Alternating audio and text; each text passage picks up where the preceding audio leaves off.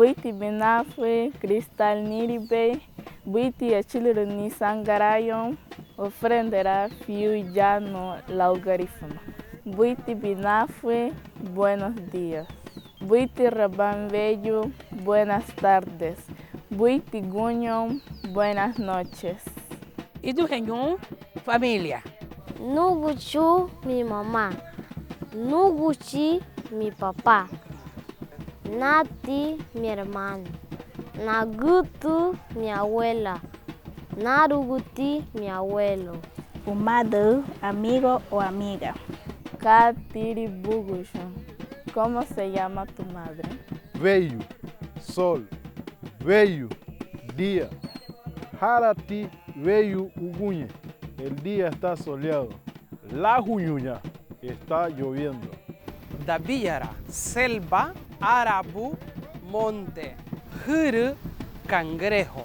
Uduru, pescado. Uguñe hoy. Haruga mañana. Guñaru ayer. Ferudu, perdón. Seremei, gracias. Fulesi, por favor. Cuando conocemos a otras personas, estas son algunas de las preguntas más comunes. Ida Viña, ¿cómo estás? Kabiri, ¿cuál es tu nombre? Au Brian Niribe, yo me llamo Brian. Halion Badibu, ¿dónde vas? Ati Irumu Bao, ¿cuántos años tienes? Aliana Buguya, ¿de dónde eres? Lida Da, todo bien. Gunda Tina, Launa Subudirunibu. Estoy contenta de conocerte. Ajuye, ven a mí. Daranguilo, tranquilo. Dari Haruga, hasta mañana. Neibuga, ya me voy. Waguaruña uremu lanina fedo. Estamos entonando cantos de fedo. Silini Gabuga Jose Bowayuno Gutu Jameago. Hamaca utilizaron nuestros ancestros para descansar.